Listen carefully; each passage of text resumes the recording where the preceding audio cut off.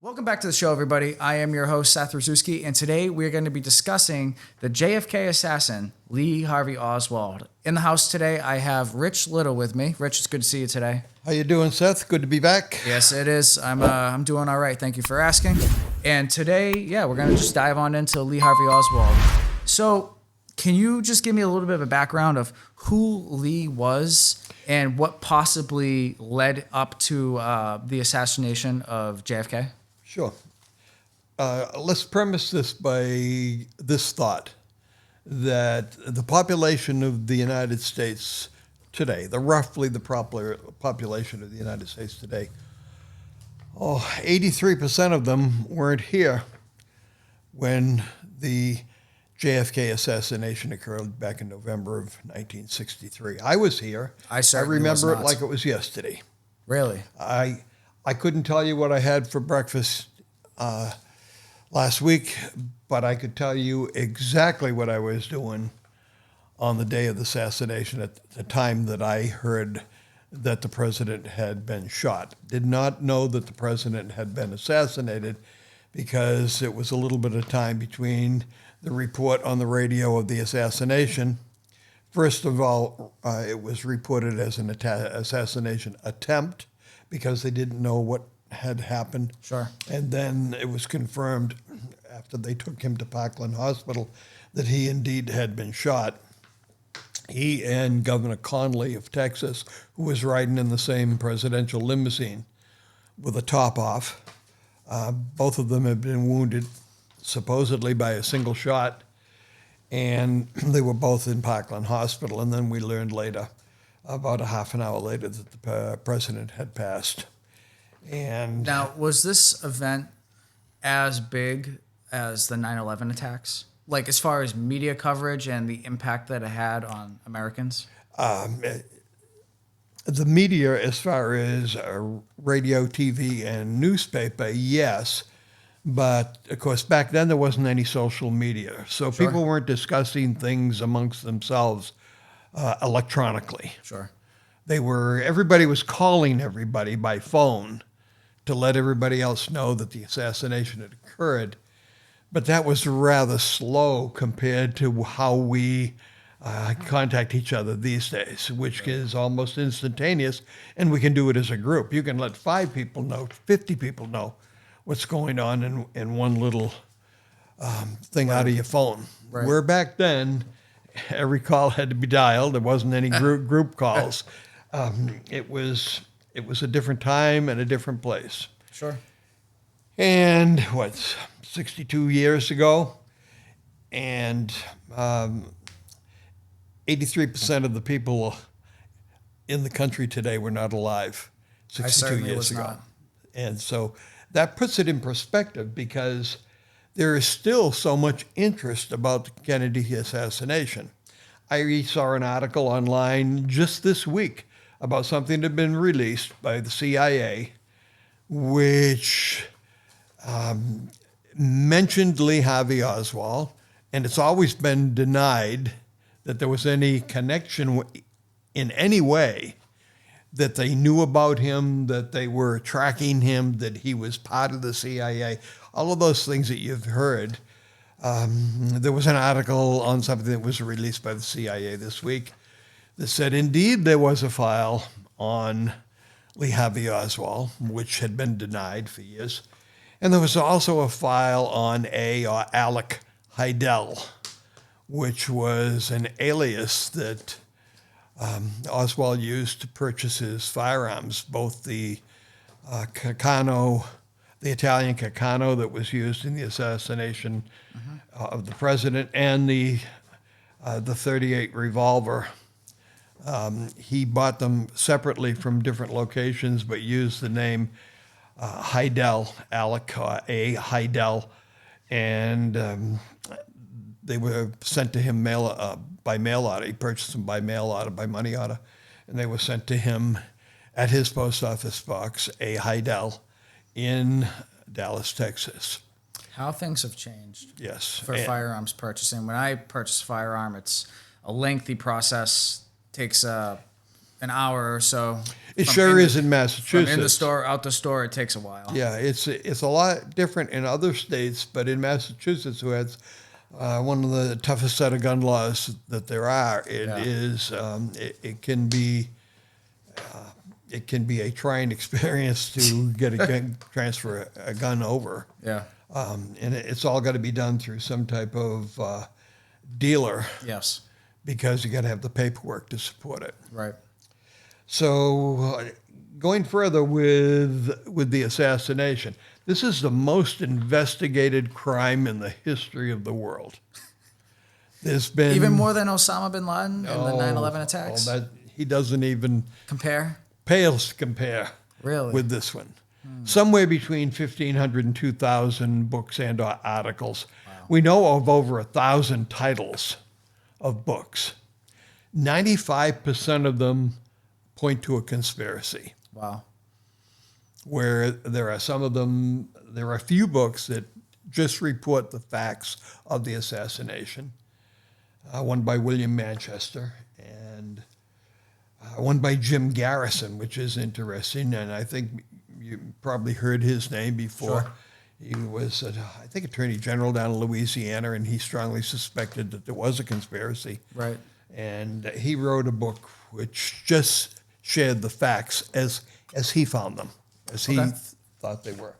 And now, are those facts what the CIA, the FBI, even, I guess, Homeland Security have released as fact, or are those facts that he has made these the are facts of what happened in Louisiana, because Oswald spent a lot of time in Louisiana, in the New Orleans area, and that's well documented, that his position on Cuba and the organization that he was involved with, which tried to show people Cuba's side of the story. Really? He was pro-Cuba? That was his stance when he was down there. Now, whether or not that was a front or... That's interesting. Who knows? Because the research that I did, I heard that he was anti-communist. Well, that goes... that can go either way, because in talking about Lee Harvey Oswald, let's go back to the beginning. Sure. He went through schools down in Louisiana and did not finish. Quit school, joined the Marines. Was 3 years in the Marines, was promoted up to corporal, and was also busted down to private first class for insubordination, and also for, interestingly enough, illegally possession of firearm, which he shouldn't have had. It's a little bit of foreshadowing. Yes. So he was honorably discharged from the Marines because, as he said, he had to take care of his mother, who was older and not well. Now, he is the third of 3 children, three boys. One was a stepbrother, and then he had an older brother, and then Lee Harvey was the youngest of the 3. His mother was married twice, and after he got back from the Marine Corps, he wasn't back in the country more than a month, and he left the country and traveled by, my understanding is, traveled by boat, ship across to Europe. I wound up in Finland and crossed over at the Finnish-Soviet Union border and asked for asylum in the Soviet Union. Now, did he travel on terms of, I guess, like tourism, or did he defect as like I want to join your team? He did not defect until he got to Russia. Okay. So he was, who knows what the premise was for him to travel. I guess for him it was to get to the Soviet Union. Sure. We never tracked anybody as far as that we know of. Maybe he was being tracked because maybe he was going over there with a purpose. Could be. Sure, the Soviet Union thought he was a plant.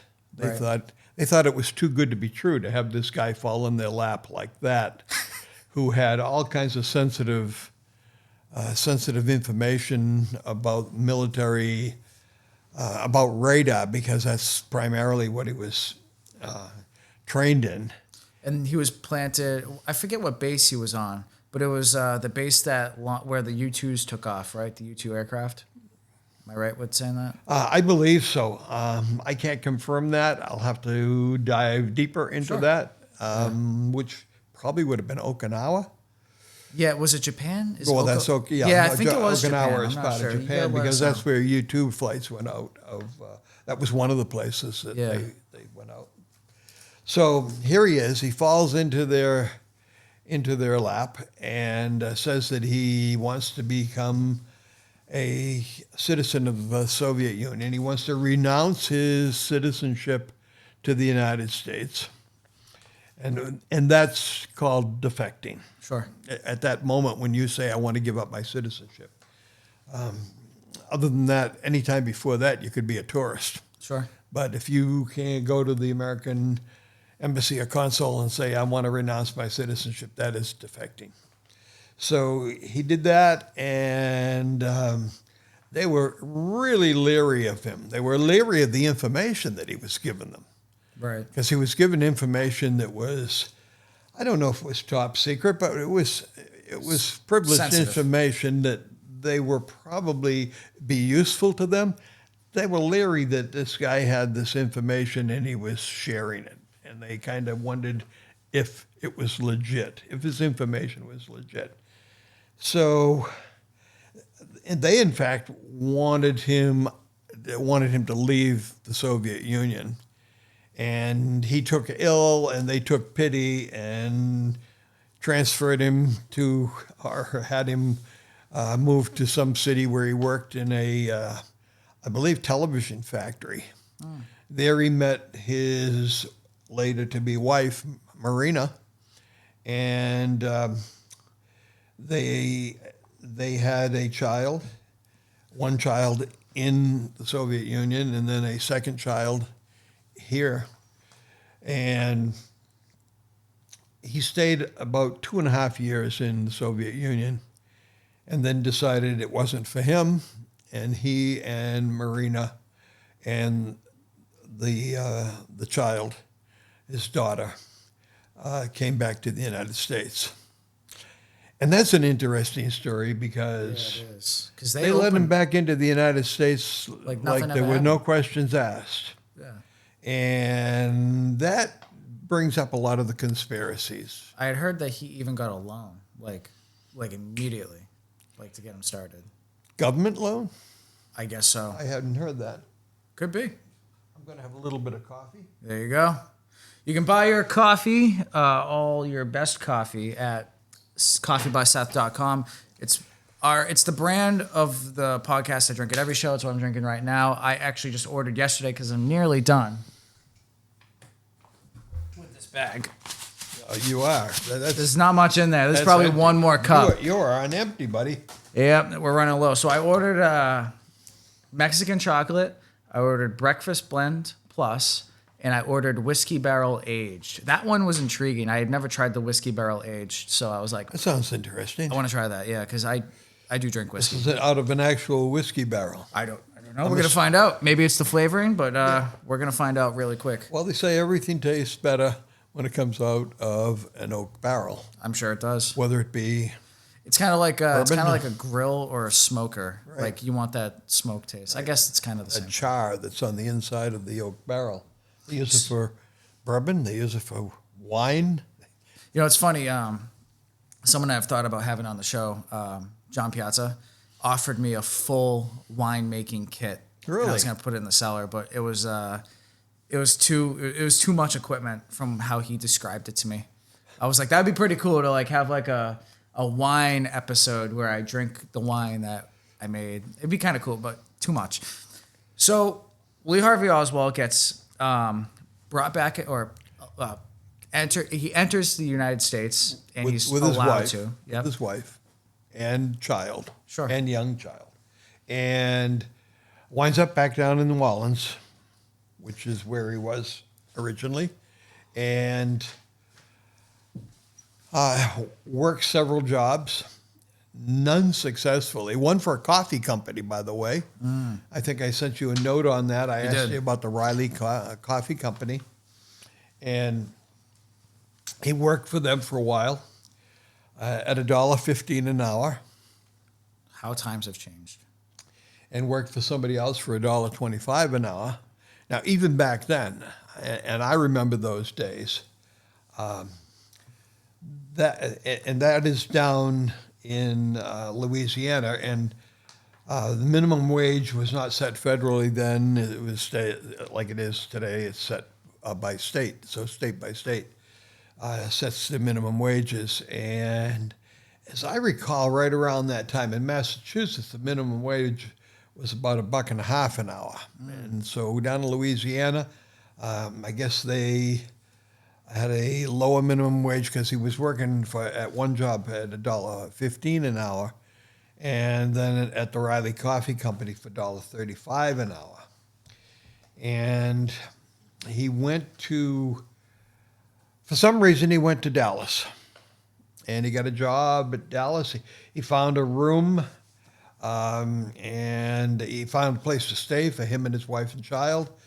And the woman who owned that apartment that they rented said, "Gee, I know somebody that works at the Texas School Book Depository." And it's just what it says. It's a place where all the books in the Dallas school district all come for cataloging, repair, rebind, all of those things. All the books went through the Texas School Book Depository. So if a school set up a course, they would put in a requisition, they would fill the requisition and deliver it by truck to the local schools. Sure. And so all books came into one central depository and then were distributed out to the schools. Mm-hmm. And he got a job working there at $1.25 an hour. And that's what he did. He filled orders, packing books into cartons, and labeled them, and then they got shipped out and went out to the various schools. His particular spot where he worked was on the 6th floor. And that is where people saw a rifle sticking out of the window just after they heard the first shot. People looked around, tried to get their bearings of where the shot had come from, and saw this rifle, what appeared to be a rifle, sticking out of the 6th floor window. And that is when the second shot went off. And I'm not going to get into any of the Zapruder film or all of that, which may show the motion of the head. Exactly. Indicating that the shot, another shot may have come from a different direction. So we can maybe get into that in another episode. I'd love to. You guys got to let us know. It's totally dependent on you guys. Do you want a second episode on this? If you do, comment so that we know. We don't know what to cover unless you guys tell us. So as I said, there was so many books written about this. I'm going to read off three books that are classics that tell the story about the assassination and don't take a conspiracy position on the assassination. The first one is called Death of a President, and that was by William Manchester. And that particular book was commissioned by the Kennedy family. So, and that's really a good read. The second one is 4 Days in November, and that tells the facts about the case. A guy by the name of Vincent Bulgari was the author of that one. And then there is On the Trail of the Assassins by Jim Garrison. And Jim Garrison, the story of Jim Garrison is in that movie JFK, which talks about the assassination. Sure. And also talks about what Jim Garrison, a politician, a attorney general in the state of Louisiana, what he found when they investigated Lee Harvey Oswald and what his connection with different groups and organizations in the Dallas area and what that meant to him. He's only reporting, in this book, he was only reporting the facts. There's no real conclusions. It's just the facts of what he found. And that's what we're going to do today, is we're going to talk about this and let our audience determine whether they think a conspiracy took place. I'm not going to take a position on it. I'm just going to present the facts as I have them. And if you ask a lot of people, and most of them weren't alive when it happened, they believe that the single assassin theory does not make sense. It's kind of funny. Like, I've been learning about this the past week as we've announced that we're doing this, and I've been trying to come to my own conclusion. And I honestly haven't really seen a lot of evidence stating that there's multiple assassins. Evidence that makes sense to me, but as I go through the educational journey of learning about this, I'll be able to make my own conclusion. There might not be multiple assassins, but there might be multiple conspirators. Right. Yeah, I've seen all different types of thoughts. Whether did someone in the vehicle, the motorcade itself, actually? I'm sorry, who was sitting in front of JFK? What was the gentleman? John Connally. John Connally. Did Governor. he actually turn and fire the second shot? I saw that one, and I saw that there may have been someone staged behind them, but I can't make an opinion yet, just because I don't know enough. Well, let's talk about the firearm that was used. Sure.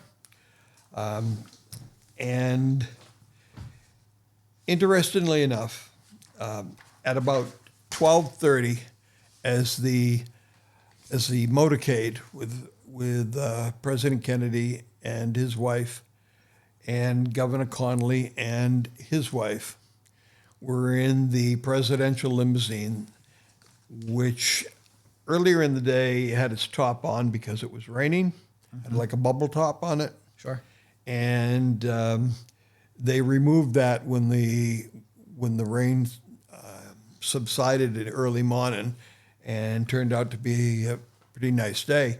And they took that bubble top off, so the occupants were directly exposed to the outside. It's Now, like sitting in a convertible. Now, was that bubble top bulletproof? Or was it just would kinda have? It would have been a level of protection. Sure. Whether or not it would have stopped that round, a 6.5. That's a big round. Well, it was never known for its hitting power. The 6.5 Italian was not known as a powerful rifle. It was not a piece of junk, as you hear. Oh, jeepers, a crappy Italian rifle, and he paid $19.98 for it. Right. And I sent you the ad that's in our notes from the company that he bought it off of, a company by the name of Klein's in Chicago. And indications are that the ammo came with it. I don't know if I can actually see that in the documentation that I got, but Was it a 7.35? No, it was a 6.5. Okay. Okay, so first of all, let's talk about Italian rifles. Sure. This was a model 1891 originally. Yeah, that's old. Okay, so that a bolt-action rifle, and well, the rifle, the standard bolt-action rifle in the United States in World War II, also World War I, was a 1906 Springfield, and called an 06. And that was a bolt-action rifle that the United States used in World War I, and they used them also in World War II, especially in the sniper role. But at one time, the rifle that Lee Harvey Oswald had was over 50 inches long, about 52 inches long, and figure that it had a bayonet on the end of it that was probably another Half a foot. yeah, 6 inches of blade, or maybe a little bit longer. So this thing was, it was long and it was heavy. Yeah. And between World War I and World War II, it was obvious to all military organizations, all armies, that a rifle that was nearly 5 feet tall with a bayonet on it was too much to get in and out of motorized vehicles. Right. But before that, they weren't motorized vehicles. So when motorized vehicles came along and you were transporting troops, and those big long rifle with bayonet, especially with the bayonet on the end of it, was just too clumsy. So the Italians decided to shorten them. Mm-hmm. And they didn't get a hacksaw and cut a foot off the end of it. Right. It was more sophisticated than that. This is a rifle, and a rifle has rifling in it. It's a rifle barrel. Sure. So they were shortened, and they came out with this, and they were 6.5 caliber. And I sent you a picture of the actual type of round. That is that's the 6.5 Cacano. Yes, right here. So Big old honking thing. and Kind of looks like a 308. well, not too far away, Yeah. but it's kind of got an unusual shape to it. The bullet itself, Yeah. not the cartridge, but the bullet itself, has Yeah. got kind of a it's not That's pointy. not pointy, no. So they shot in these rifles and they called them a carbine. Mm-hmm. Now that gets confusing because a carbine in the United States is not a shortened rifle. Right. Carbine in the United States is a shortened rifle, but it has a different cartridge. Right, because it ejects the.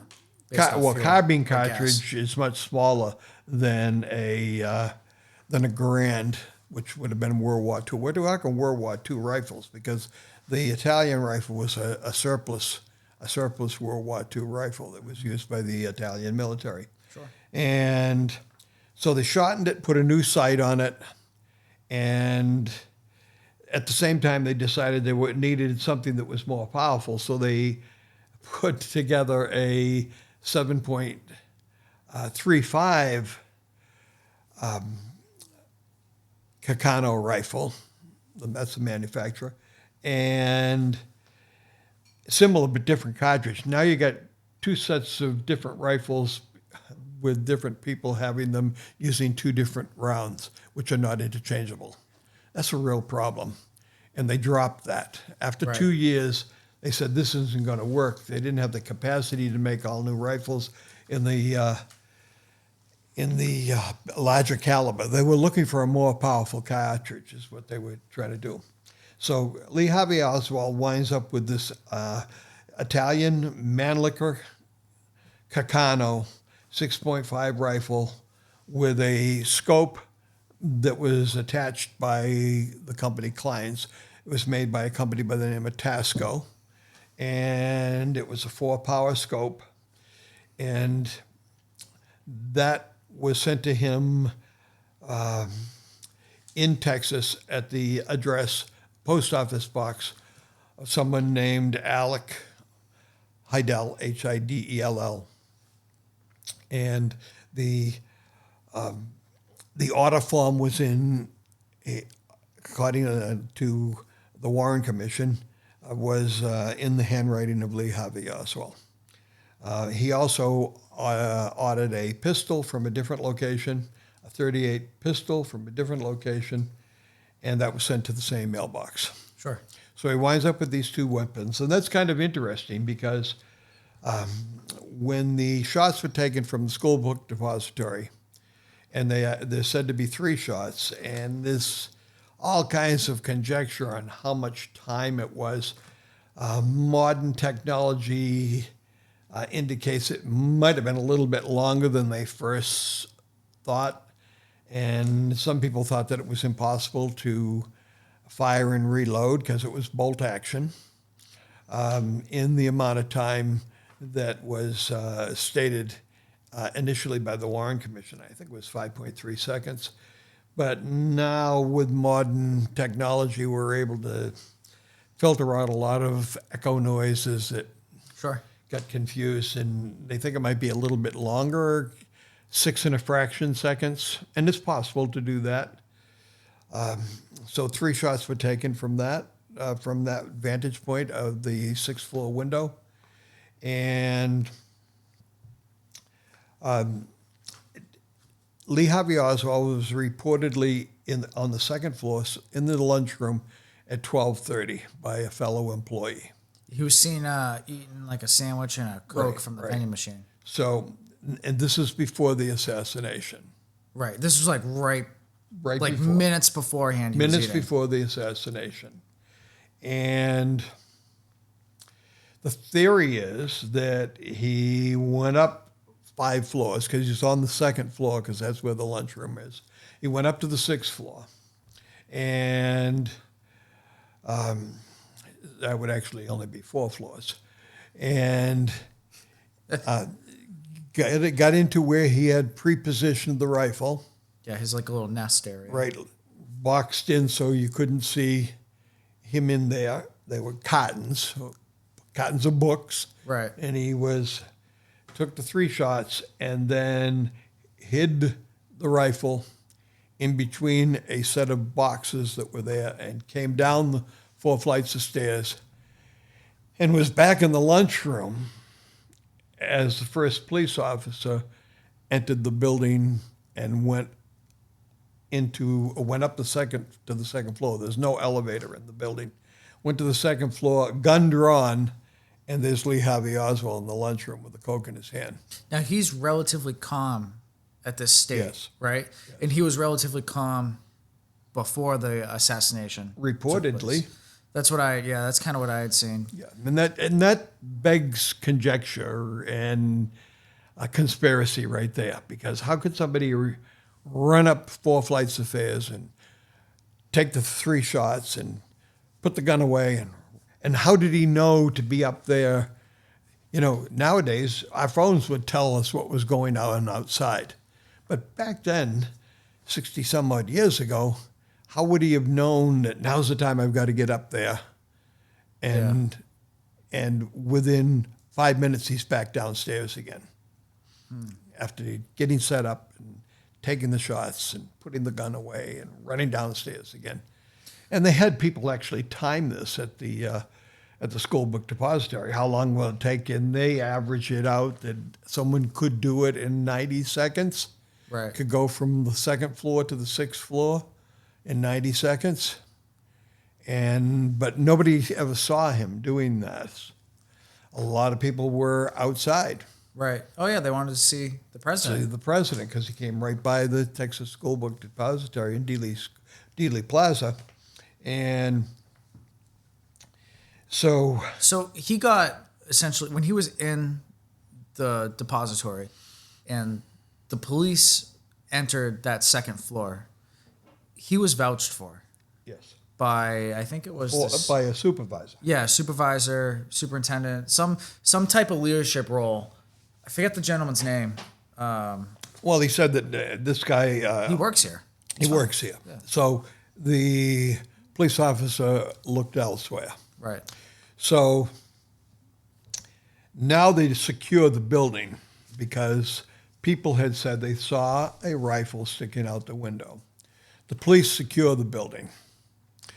They don't let anybody in. They don't let anybody out.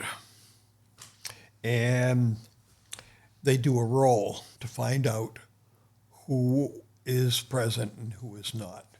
And there's 2 people missing. And one was a guy who was out on the front steps watching this, and they wouldn't let him back in.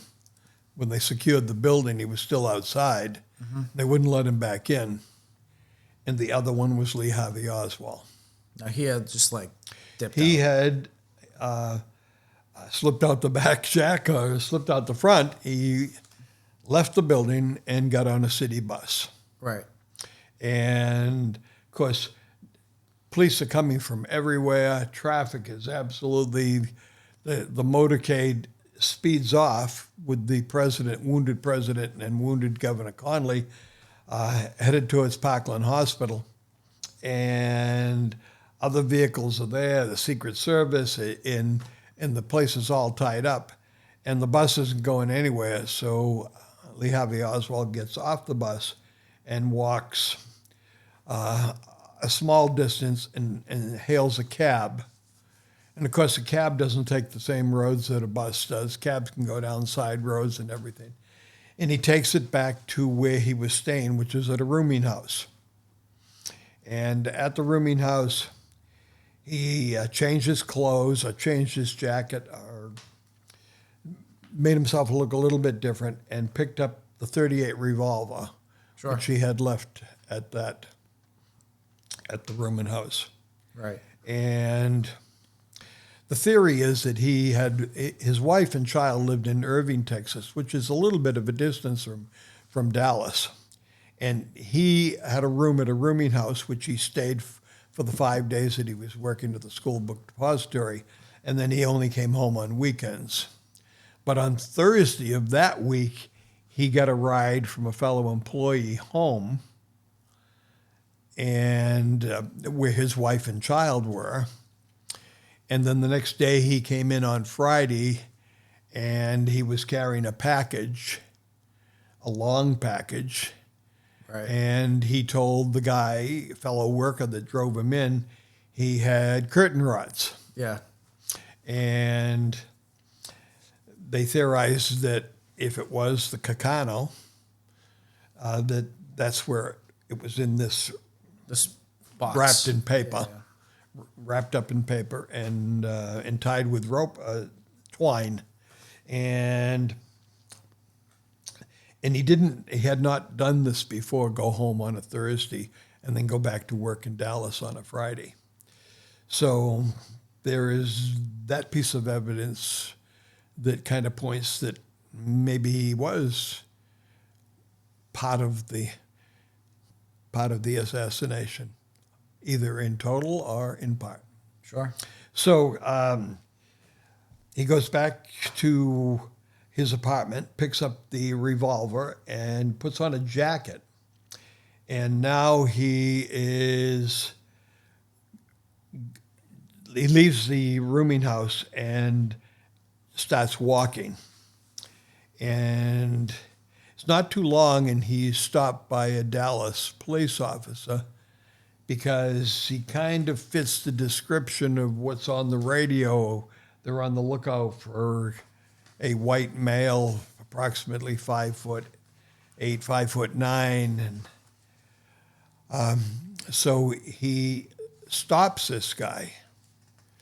The guy's walking on the sidewalk, and he pulls over and he rolls down the window and says, "What are you doing? Do you have any identification?" And he said, "Yeah, okay." And came around the vehicle, and the police officer got out of the vehicle and was immediately shot 4 times Right.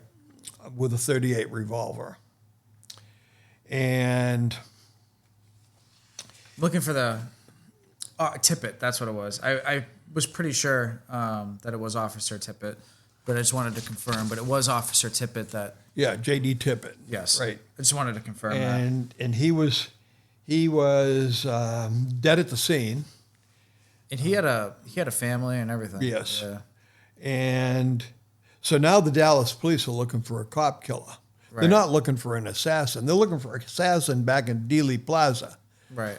But they're looking for a cop killer because there was somebody there that saw the assassination of this police officer. Sure. Police officer did not have his gun drawn or anything else. Right. And Lee Harvey Oswald goes down the street, turns the corner on Patton, and goes down and is looking in windows. And meanwhile, everybody now, his uncle who has a radio or television knows what's going on down at Dealey Plaza. And this guy in a shoe store thought this guy looked suspicious. There were a couple of people outside Right. that were kind of like, that guy looks a little odd. Yes, he's looking in, had a jacket on for one thing. Yeah. It was hot out that day. It was warm. It had warmed up after the rain, but he had a jacket on. And he had his hand in his jacket because he's holding his .38. Right. And this guy kind of followed him down the street to see what he was doing. And there was a theater there, the Texas Theater. And he saw Lee Harvey Oswald, who turned out to be Lee Harvey Oswald, enter the theater, did not buy a ticket. He asked the girl in the ticket booth, did that guy buy a ticket? And she said, I guess I missed him. Right. And so he said, call the police. So the police were notified, and they came to the Texas Theater, and went in, and they cleared people out. And because they asked the guy from the shoe store, they brought him in and said, can you see him? Because they turned up the house lights, and he said, yes, that guy right there. So they started clearing people out behind him in case somebody started shooting. So about the theater, when I'd seen accounts that someone who matched the description of Oswald went and sat down in a relatively empty theater very close to a guy, and then got up, left for a minute, came back, and then sat down right next to or very close to a girl in a theater that was pretty empty. Have you heard that? No. No? Okay, all right. I didn't know if that was just something that just I popped up on my Reddit feed. Yeah, that's... Maybe I can dig a little bit deeper into that, and I can do a coffee hour or something and kind of just dive into the theater thing. So a scuffle broke out between the number of police, Sure. and he's reaching for his gun, and they grab him, and Where in the theater? Was it in an actual, I guess, venue? Is that what you want to call it? yeah, it was in the actual theater. There was a movie playing. It was dark, Sure. and I suppose from his point of view, that would have been an excellent place to kind of hide because Right. it was dark. But they turned up the house lights, and he was identified by someone who thought he looked suspicious outside. And they grabbed him because their thinking is that they are grabbing somebody who's responsible for the shooting of a fellow police officer. Right. And he's got a weapon. And so they brought him in and brought him to police headquarters and interviewed him. Meanwhile, they put two and two together between the people who worked at the school book depository and identify him as, yeah, that's the guy who works here. Yeah. And put two and two together, and then said he's responsible for both murders. So they got the cab driver to confirm that he drove this guy to a boarding house, which was a room was rented to someone who met Lee Harvey Oswald's description, but rented under a different name.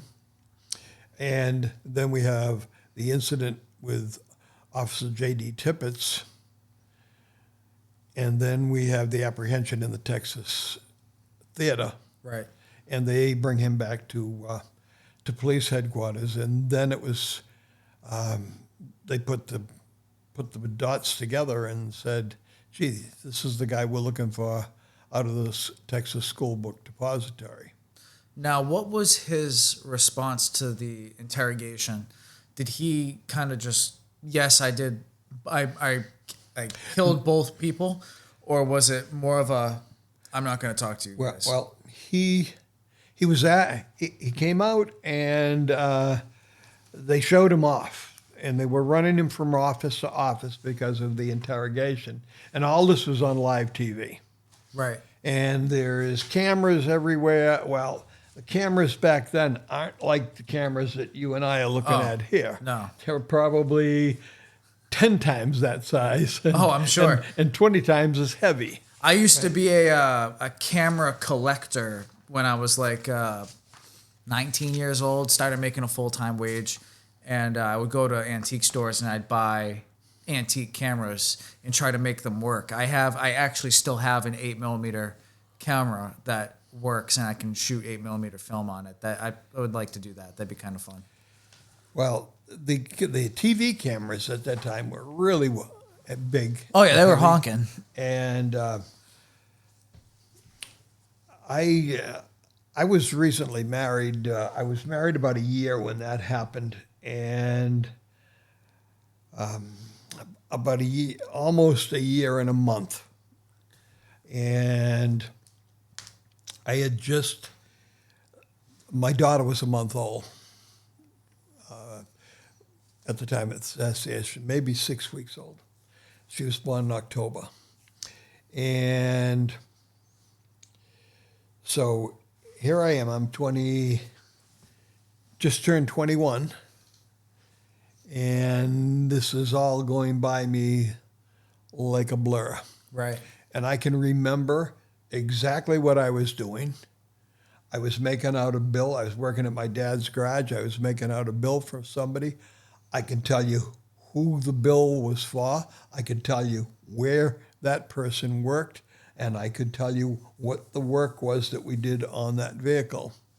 And I was typing out the bill to send in the mail.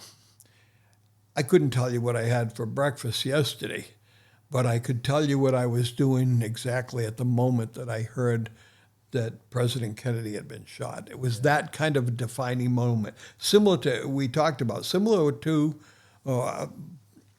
people who remember the 9/11 attack. I talked to my grandson the other day, and he said he was 4 years old at the time of the 9/11 attack, and that's his first memory that he has.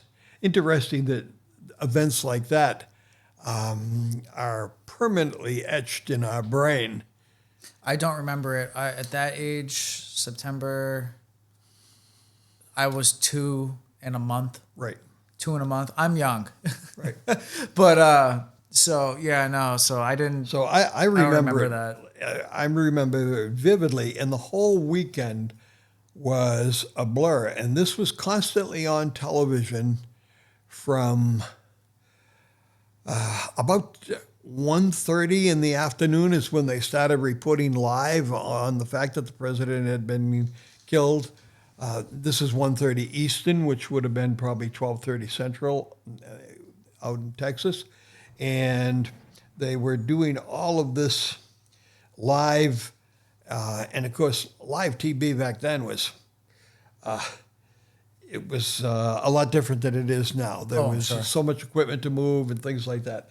So they parade Lee Harvey Oswald out, and they let some of these reporters ask him a question. This is in reference to what you said. Did he deny or agree that he was responsible? Right.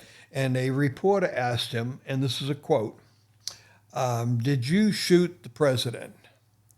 And Lee Harvey Oswald's response to that question was really interesting. What was it? First of all, show his military background, right? He said, "No, sir, I didn't shoot anybody. I'm just a patsy." Really? Quote unquote.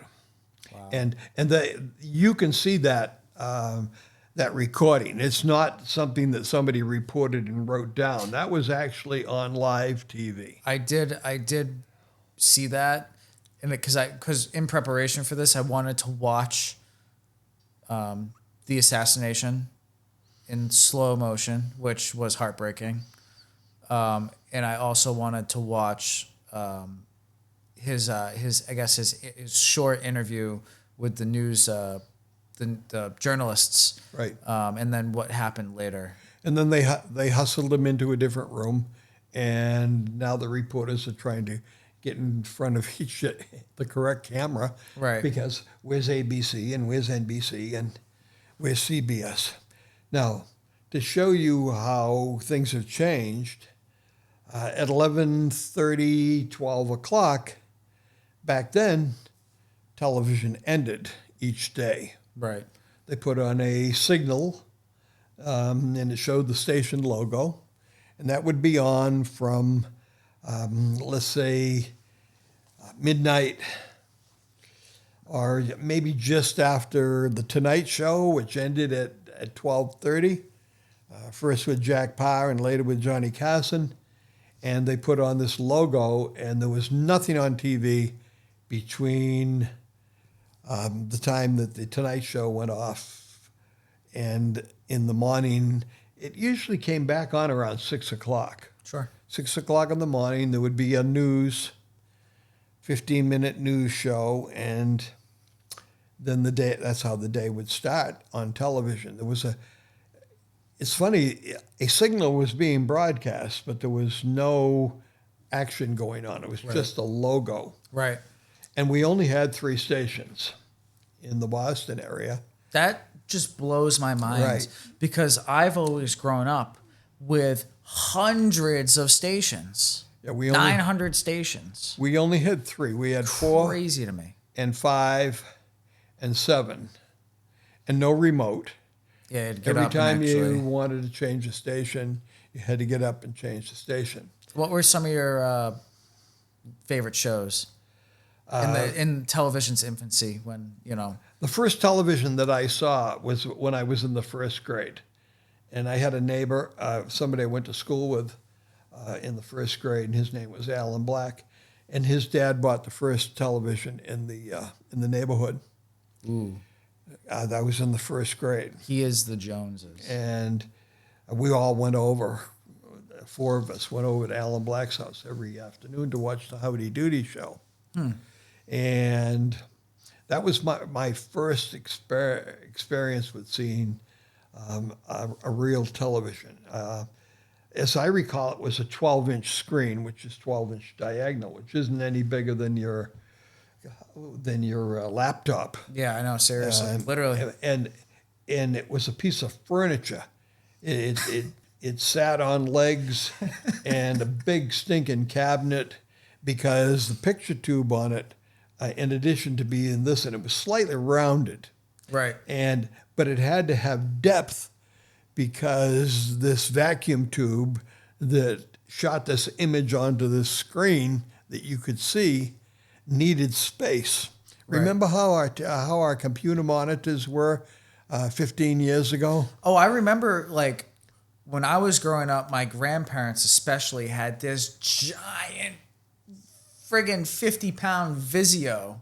Right. That was the anti-theft theft device. It was how big it was. No, this thing was massive. And I remember it's funny you say it was curved, because the glass was like curved and all that stuff. So, yeah, I never really put that together. But yeah. I just had to get rid of one of those. Oh, my God. $50 to get Your poor back. disposal fee for that great big television. And it was newer than the one that you spoke about, but it had a VCR and a DVD player built in. Wow. And it weighed it was heavy enough so 2 guys had to take it out of the back of my car at recycling day. Yeah. And so to go back to Dallas. Sure, yeah. When they found the weapon, when the police found the weapon, within a half an hour after the shots were fired, they identified it as a Mauser. Right. Every bolt-action rifle to many people back then was either a Mauser or a Springfield.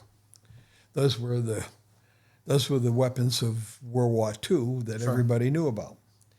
But they later identified this as a Mannlicher Concano 6.5, and it was carbine. The cartridge was not a carbine cartridge.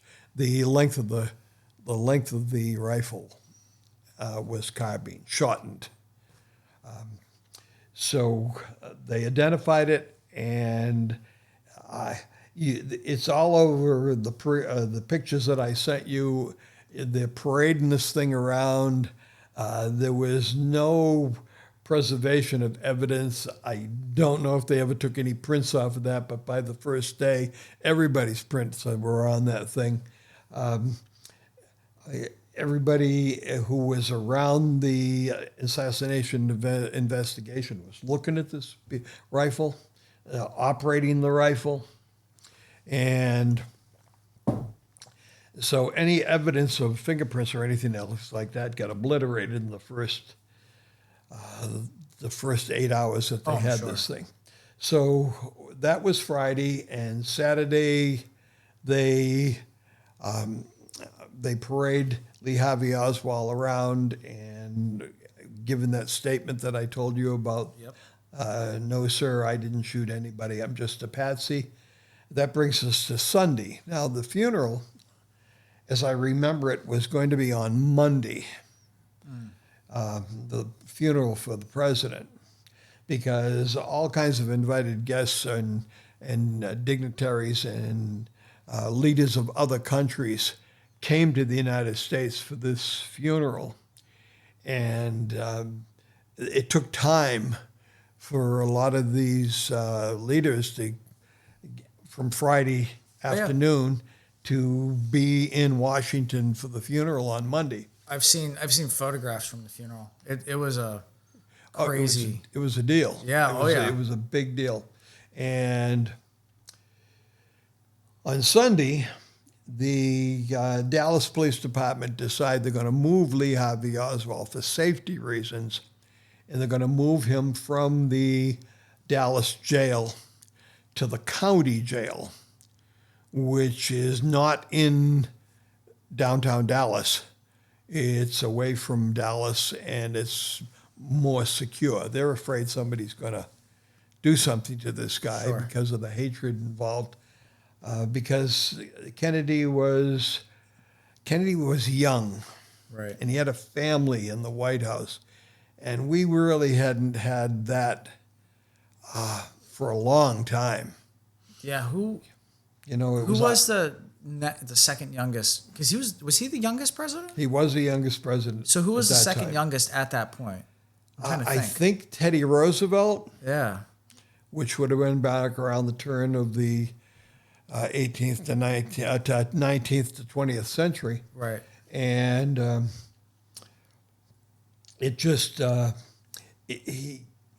Kennedy had the country interested in what was going on in Washington. He was young. We had the space program starting.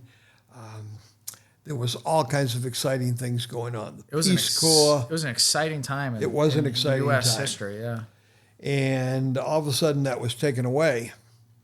And people were angry. People were really angry.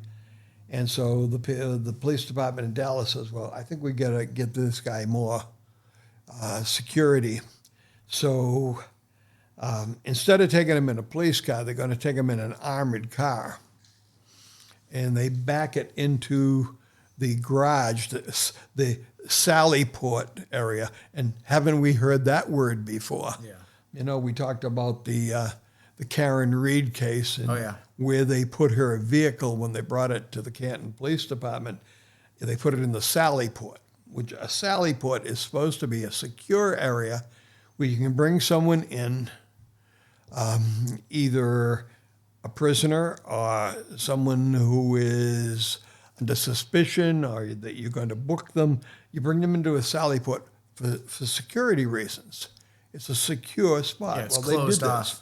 They backed this vehicle down into the Sally Port, and they brought Lee Harvey Oswald out, handcuffed with a police officer holding each arm. Sure. I've seen the photographs. Right. And they bring him right down to where they're going to load him up, and somebody steps out of the crowd, boom, shoots him. And it was in the stomach area. One shot. And that was? Jack Ruby. Now, Jack Ruby was an interesting character. Yes. He's all part of the conspiracies that we're not going to talk about today. But Jack Ruby owned a nightclub. Some people called it a strip club in Dallas. I believe the name of it was the Carousel. And he shot Lee Harvey Oswald. Harvey Oswald was put in an ambulance. Believe it or not, that ambulance, I think, is still in some museum somewhere, some car museum that somebody has, that you can see the ambulance that he was taken to the... Wow. Where did he go? Same Hospital as the president and Governor Conley, Parkland Hospital. So crazy. So, and now they arrest Jack Ruby. Right. Tried, convicted, and spent the rest of his life in jail. Which wasn't long. He only No, it was lasted not. about 4 months. No, it was a little bit longer than Was that. it 4 years or something yeah, like that? Oh, it was yeah. 4 years. Okay, that's what it was, yeah. So, and he passed away due to complications of cancer. Right. And Well, I thought it was a heart attack. Was it a heart attack? No, I believe it was cancer. Oh, okay. I could be wrong, Yeah. but There's so much info. I was there.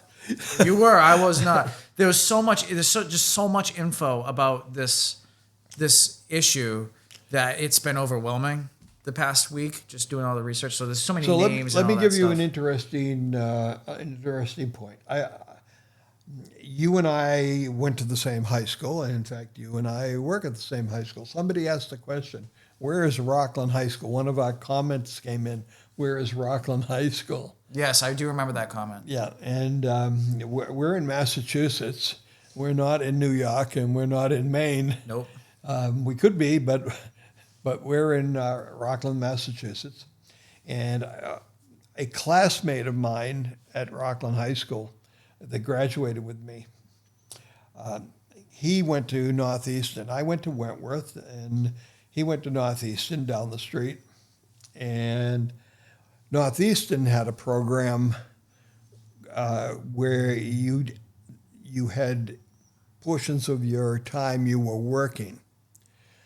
So they would find you a job, like a work-study job. So you were going to school for a semester, and then you might work for a semester. So they were working on a 3-semester per year basis. And one of those, you actually had a job. They found you a job. So this classmate of mine, this is in 1963. He gets a job. It might have been 64 when it started, but he was going to go to Washington and he was going to work in National Archives. And the Kennedy assassination occurred. He went to Washington right after that to go to the National Archives. And when he got to the National Archives, they said, no, there's been a change. There's a presidential commission called the Warren Commission, named after Chief Justice Earl Warren, who was the chairman of this commission, and they investigated the Kennedy assassination. So my colleague, friend in high school, got to be part of the Warren Commission, and they investigated the Kennedy assassination. He was able to talk with Maria Oswald, that would be Lee Harvey Oswald's wife. Wow. I believe he was able to talk to Lee Harvey Oswald's older brother. Wow. Not his stepbrother, but his actual older brother, and who also wrote a book, and not my friend, but Lee Harvey Oswald's brother. Sure. And when he and I had the discussion back in 64, 65, because he and I remained close, we graduated together from Northeastern. I continued after Wentworth and went to Northeastern. We graduated the same year from Northeastern. And at a later time, we both worked for the city of Austin at the same time. It's kind of interesting that our paths kept crossing all those years. And we often talked about the Kennedy assassination because of his connection with the Warren Commission. And he said at that time, well, I believe that Lee Harvey Oswald is the only. There are no other conspirators. He is the sole gunman. He's the only one that is responsible for this tragedy. And this was back in 1964-65, right around the time when the Warren Commission report came out. And so I wanted to verify last week when I did all the research for this. Maybe my friend just told me that he was working on the Warren Commission. Mm-hmm. How do I know? Yeah, right. So what do we do now? ChatGPT, Google. You betcha. ChatGPT, put in his name, asked him if there was any association with the Warren Commission. And it took Chat, about 8 seconds to give me the answer. Yes, indeed, he was. That's crazy. Had his name and everything about him. Everything about what area of logistics he was involved with. So when he and I discussed this back in the mid-'60s, he thought that it was just a lone gunman. I didn't know. I had my doubts. In the late 60s, like 69, maybe even 1970, I was involved in an aviation program at Northeastern, and we had classes out at Norwood Airport.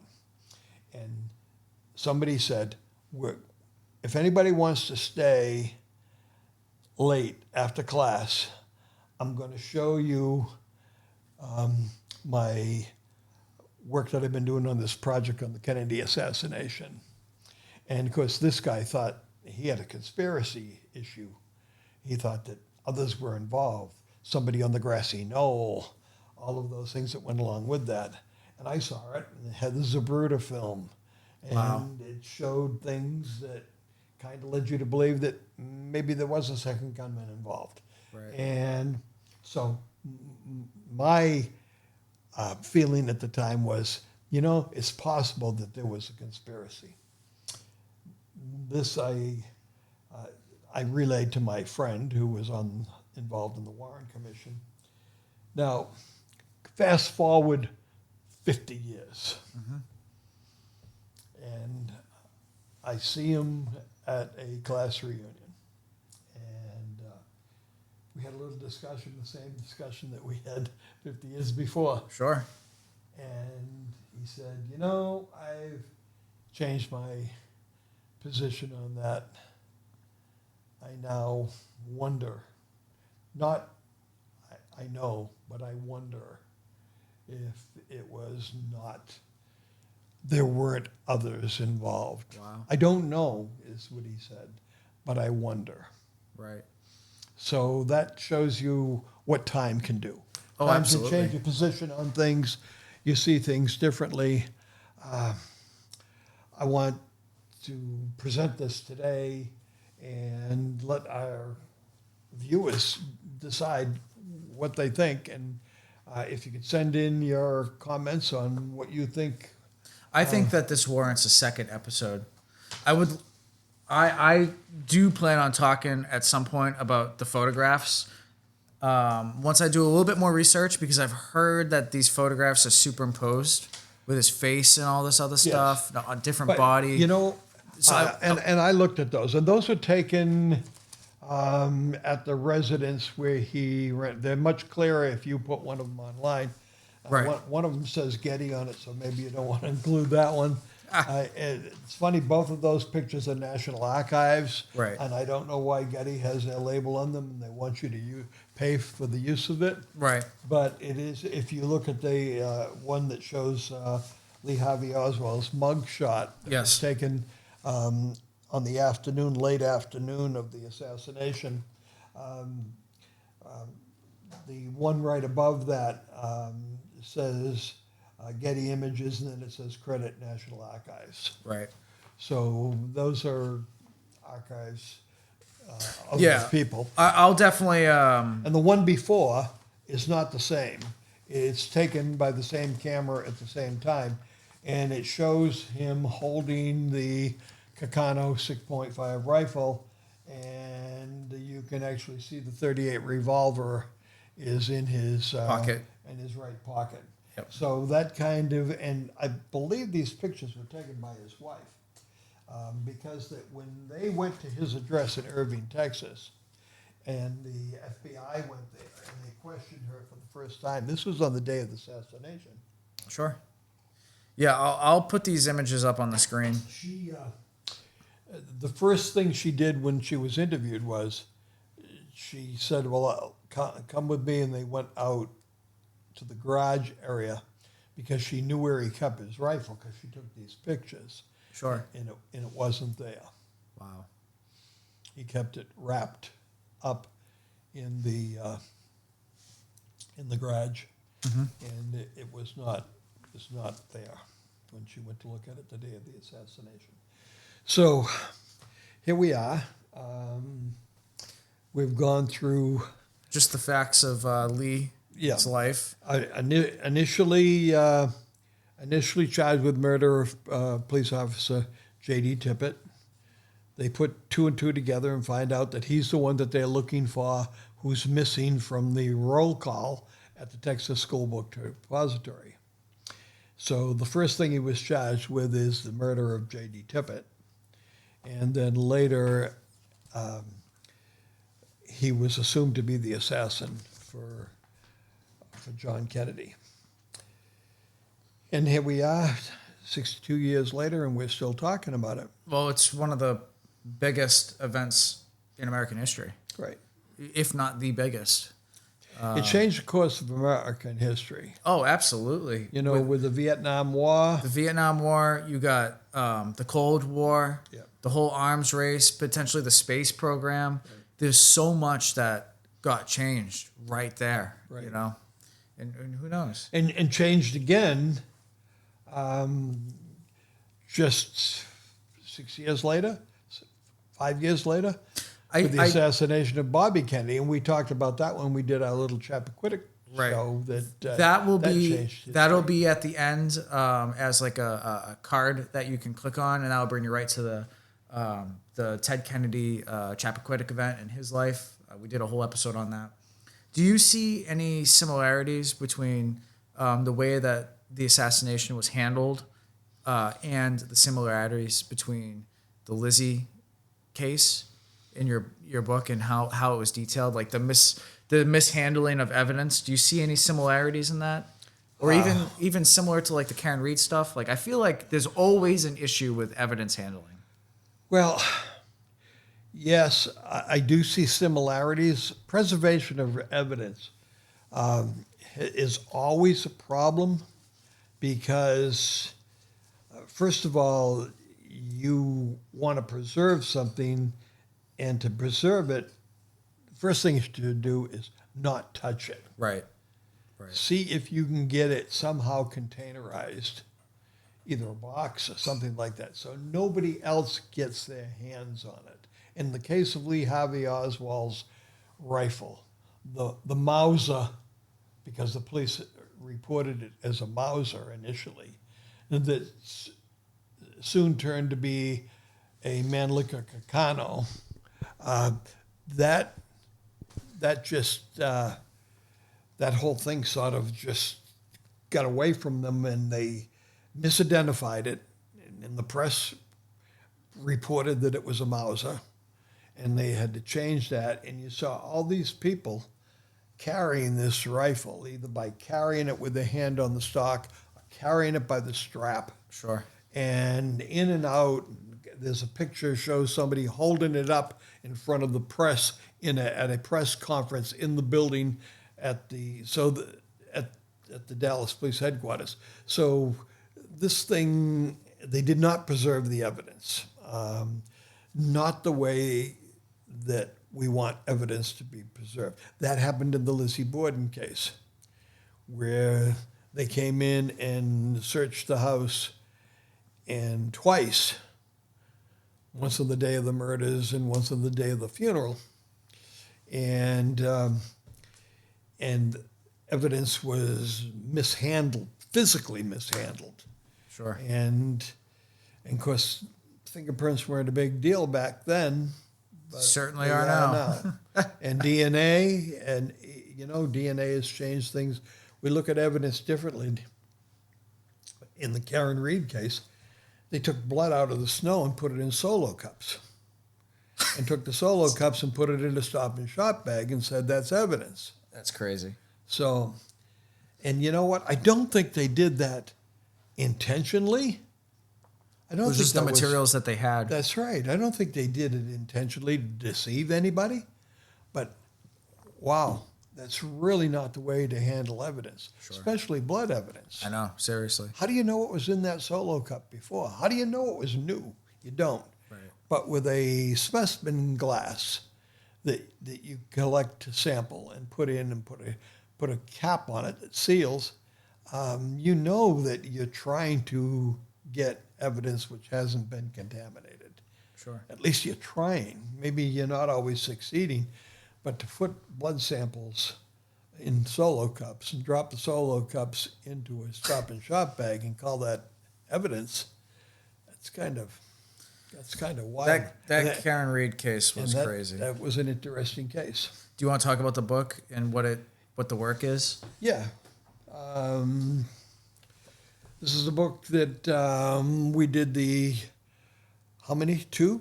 And we're Two. looking at doing a third Yes. because Well, it won't be long. August 4th of this year will be the 133rd anniversary of the what was been known called the Fall River tragedy. There's a book out that was written back then.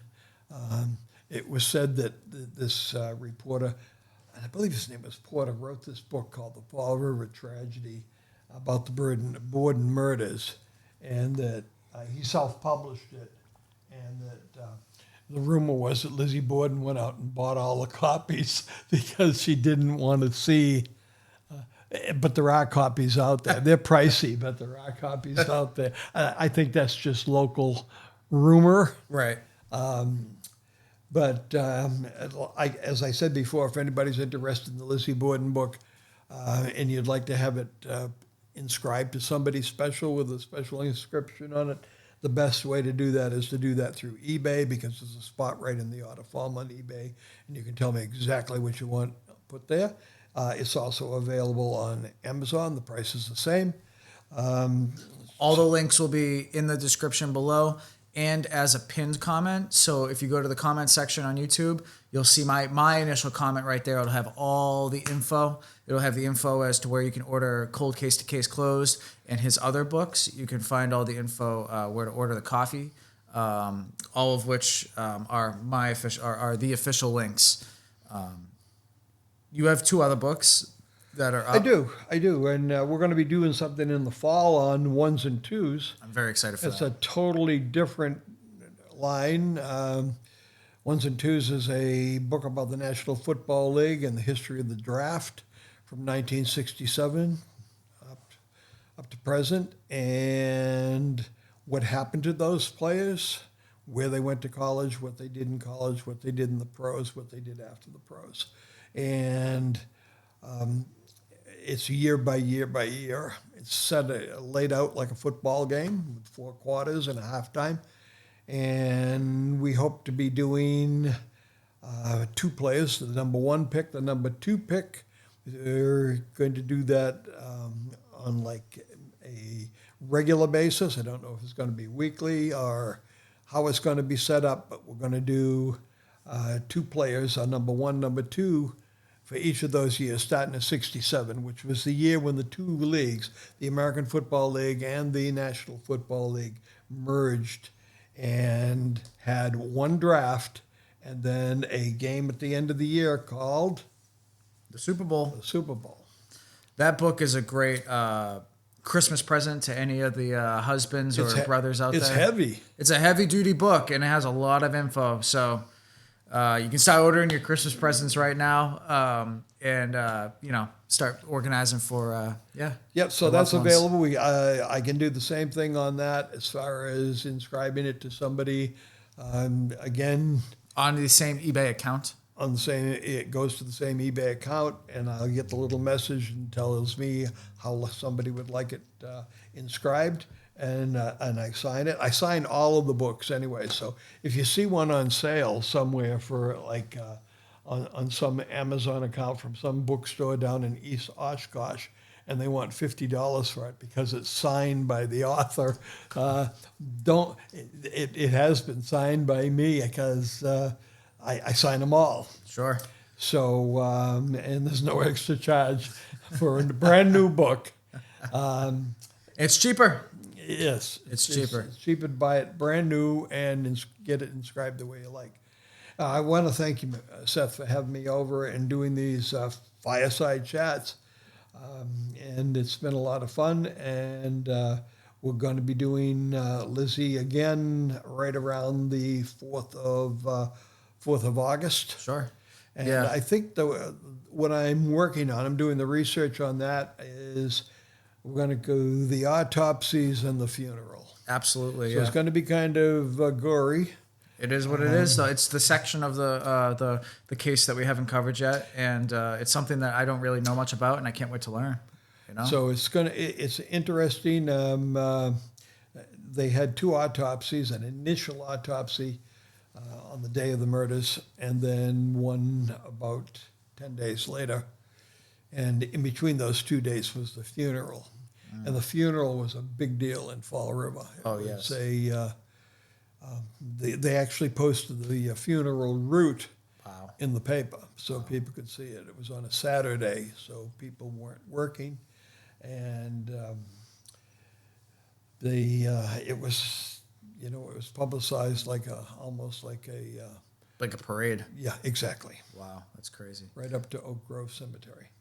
But thank you guys so much for tuning in today. Like I said, all the links will be down in the comment and in the description below. You can order everything right there. All the links are totally safe. And if you have any requests or comments, whether good or bad, please share them. We only grow the channel based off comments. So if you guys tell us what you think, tell us how you feel, ideas, that's how the channel grows, and we're a whole community. So let's make it happen. Give us some video ideas, and check out our afterthoughts where we go live after filming, and there will be a afterthoughts link in the description below where you can check out just a quick 5-10 minutes where we interact with the audience and answer questions and all that type of stuff. So let us know, and be sure to like, share, and definitely subscribe if you want to hear more about true crime in your local town. Thanks, guys. Thank you all.